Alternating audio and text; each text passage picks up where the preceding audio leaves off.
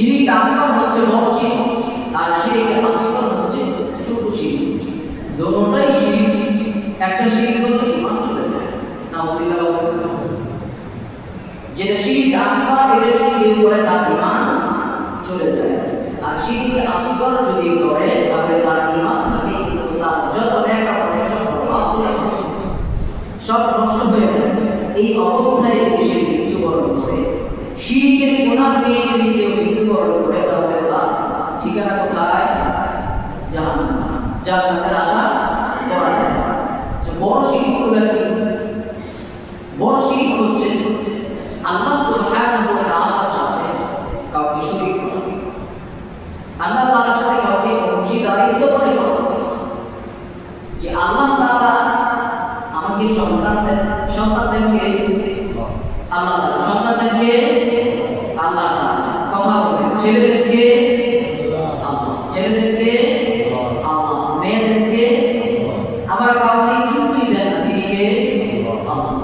আল্লাহ রাব্বুল আলামিন সূরা শুআরা 49 এবং 50 নম্বর আয়াতে বলেন, লিল্লাহি মুলকুস সামাওয়াতি ওয়াল আরদ, আসমান জমিনের রাজত্ব কার? বলেন না, আসমান জমিনের রাজত্ব কার? আল্লাহ। আল্লাহ তাআলা বলেন, ইয়াখলুকু মা ইয়াশা, আল্লাহ যেটা চান সেটাই সৃষ্টি করতে পারেন। আল্লাহ যেটা চান সেটা সৃষ্টি করতে পারেন, বানাতে পারেন। তারপরে বলেন, ইয়াহাবু লিমান ইয়াশা ইনাসা ওয়া ইয়াহাবু লিমান ইয়াশা যুকুর, আল্লাহ তাআলা যাকে চান তাকে কন্যা সন্তান দান করেন। ইয়াহাবু লিমান ইয়াশা ইনাসা, যাকে চান তাকে কন্যা সন্তান দান করেন। ওয়া ইয়াহাবু লিমান ইয়াশা যুকুর, এবং যাকে চান তাকে ছেলে সন্তান দান করেন। আও ইউযাউযুহুম যুকারান ওয়া ইনাসা, এবং আল্লাহ তাআলা যাকে চান তাকে ছেলেও দেন আবার মেয়েও দেন। সুবহানাল্লাহ, সুবহানাল্লাহ। আল্লাহ তাআলা যাকে চান তাকে ছেলেও দেন এবং মেয়েও দেন। ওয়া ইয়াজআলু মান ইয়াশাউ আকিমা, এবং আল্লাহ তাআলা যাকে চান তাকে ছেলেও দেন না, মেয়েও দেন না, তাকে বন্দা দেন, তাকে বন্দা দেন। আমাদের গ্রামের ভাষায় যে সমস্ত মা বাবার সন্তান হয় তাদেরকে কি বলা হয়? কোরআনের ভাষায় তাদেরকে হেল্প করে শুনতে হবে, আলোচনা হেল্প করে শুনতে হবে, মনোযোগ থাকতে হবে আলোচনার দিকে, যে ইমাম সাহেব কি বলছে। ইমাম সাহেব যখন কোনো কিছু বলবেন, যদি কোনো প্রশ্নকার উত্তর দিবেন, তাহলে বলতে হবে না ঠিক মতো শুনতেছি। আমাদের গ্রামের ভাষায় যাদের সন্তান হয় না, যে সমস্ত মা বাবার সন্তান হয় তাদেরকে কি বলা হয়? বন্দা বলা হয়। আমরা অনেকে টিটকারি করে আটকোড়া বলি না, বলি কি না? এটা কি বলা যাবে? এটা বললে কি সে কষ্ট পাবে না? এটা বলা যাবে না, কারণ আল্লাহ তাআলা বলেছেন, ইয়াহাবু লিমান ইয়াশাউ ইনাসা ওয়া ইয়াহাবু লিমান ইয়াশাউ যুকুর, আল্লাহ তাআলা যাকে চান তাকে ছেলে দেন, যাকে চান তাকে মেয়ে দেন, আবার যাকে চান তাকে ছেলেও দেন, মেয়েও দেন, আবার যাকে চান তাকে কোনটাই দেন না। তাহলে এটা কার হুকুম? আল্লাহ তাআলার হুকুম। এই জন্য যদি কোনো মা বোনের সন্তান না হয়, তাদেরকে কি বলা যাবে না? খারাপ ভাষায়, অকথ্য ভাষায় কথা বলা যাবে না। এখন আল্লাহ তাআলা এখানে বলেছেন যে আমি যাকে ইচ্ছা তাকে সন্তান দিই, যাকে ইচ্ছা তাকে মেয়ে দিই, ছেলে দিই, আবার যাকে ইচ্ছা তাকে পড়ে রাখি।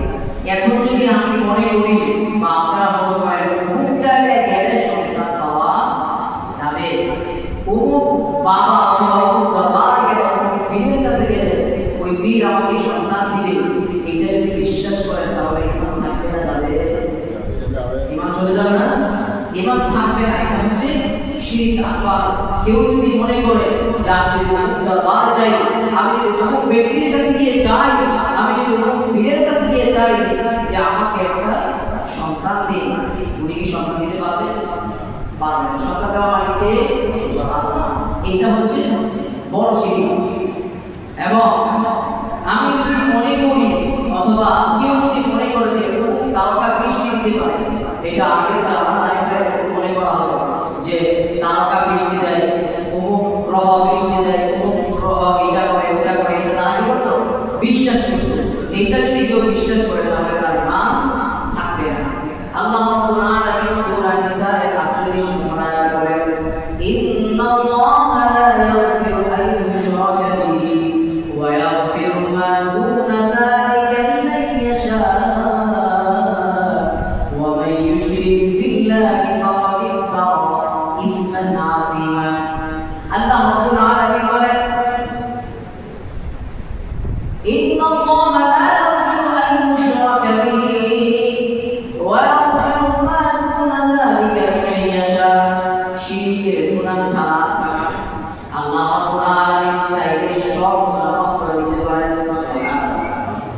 শিরকের গুনাহ চান, শিরকের গুনাহ ক্ষমা করা হয় একমাত্র তওবা। কেউ যদি খাঁটি দিলে তওবা করে, আয় আল্লাহ আমি তো অমুক জায়গায় যাইতাম, আমি আগে জানতাম না, আমি আগে বুঝতাম না, অমুক জায়গায় গিয়ে তার কাছে এটা চাইতাম ওটা চাইতাম। কেউ যদি কোনো কবরের কাছে গিয়ে চায় যে বাবা আমাকে এটা দেয়, তাহলে এটা শিরক হবে না? কেউ যদি কবরের কাছে গিয়ে সেজদা দেয়, আল্লাহ রাব্বুল আলামিন বলেন যে এই পৃথিবীতে আল্লাহ তাআলার পরের স্থান কার? বলেন তো, আল্লাহ রাব্বুল আলামিনের পরের স্থান কার? হযরত মুহাম্মদুর রাসূলুল্লাহ সাল্লাল্লাহু আলাইহি ওয়াসাল্লামের। আল্লাহ তাআলা বলেন যদি আমি সেজদা দেওয়া অনুমতি দিতাম তাহলে আগে অনুমতি দিতাম কাকে? আল্লাহ রাসূল, এবং তারপর অনুমতি দিতাম পিতামাতাকে, অথবা পিতামাতাকে কি করতাম? সেজদা দেওয়া অনুমতি দিতাম। তাহলে পিতামাতার চাইতে বড় আর কেউ আছে? আর কেউ আছে? কেউ নেই। এখন যদি আপনি বাবার কাছে যান, মার কাছে যান, গিয়ে যদি কবরের কাছে যান, তাহলে কি দিতে পারবে? যদি সেজদা দেন তাহলে ইমান থাকবে না, চলে যাবে? ইমান সাথে সাথে চলে যাবে। যদি সেজদা দেওয়ার অনুমতি দিতেন তাহলে আল্লাহ রাসূলকে সেজদা দেওয়ার অনুমতি দিতেন এবং আল্লাহ রাসূলের রওজায় গিয়ে আল্লাহ রাসূলের রওজা মুবারকের সামনে সেজদা দেওয়ার অনুমতি দিতেন। কেউ যদি আল্লাহ রাসূলের রওজার সামনে গিয়ে জোরে জোরে কান্নাকাটি করে, তাহলে পুলিশটা কিভাবে বাধা দেবে? জোরে জোরে কান্নাকাটি করাও যায় না, কারণ যদি জোরে জোরে কান্নাকাটি করা হয় তাহলে এটা আল্লাহ রাসূলের সাথে যায় না, এটা বেয়াদবি হয়।